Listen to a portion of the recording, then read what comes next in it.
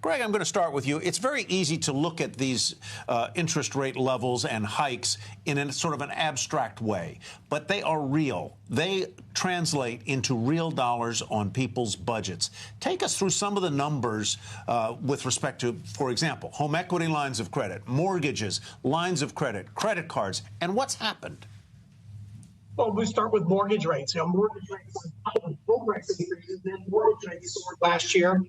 They, by themselves, the increase in mortgage rates robbed would-be buyers of enough affordability, akin to a 30% increase in home prices. So very significant impact there, even though mortgage rates have been a little bit more stable of late. Home equity lines of credit. After that run-up in home prices, Americans are sitting on more home equity than they've ever had before, but it's no longer a low-cost proposition. With the cumulative impact of all these rate hikes, Tyler, that 5% home equity line that you had a couple of years ago, it's now going to hit double digits. And in terms of just your servicing that debt, the minimum payment's now $200 a month more than it would be before the Fed started to raise rates. And perhaps one of, David, the most important headlines as well is simply going to be the deposit rate, right? When all of the water cooler talk is about, hey, guess what you can get on the new Apple, savings account, or hey, guess what you can get on T-bills. And if that gets worse, this was the Bill Ackman warning from earlier this week, where he said if the Fed hikes again today and people start really getting tantalized by money market funds or yields outside the banking system and moving their money again, then you kind of, I don't know, keep this deposit flight going that's been such a problem. Right. I think that's a risk for the banks. And as you know, they've been very slow to raise interest rates. They have a lot of reserves at the Fed. So if they need to pull them out, they can. But I think the bottom line here is this is what the Fed thing was designed to do, not to unsettle the banking system, but to make borrowing more expensive so people spend less. So in a sense, it's not an accident that this is happening.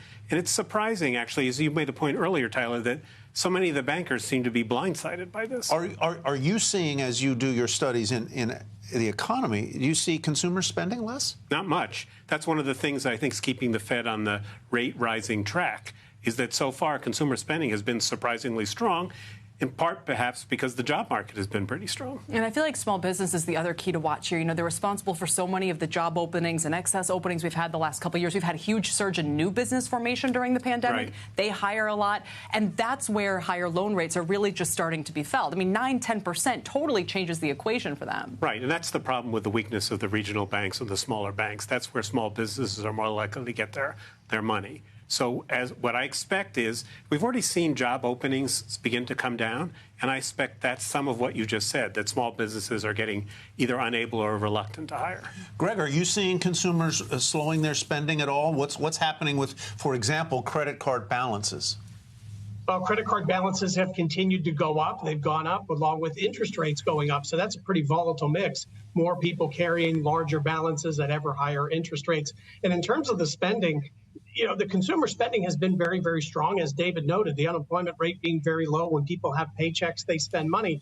But when you look at some of the things like retail sales and you adjust that for inflation, it becomes apparent that people aren't spending more. They're spending more to get the same amount. So, adjusted for inflation, they're not spending any more than they had been. They're not buying more stuff. They've had to fork over more to get the same things that they used to get a year ago.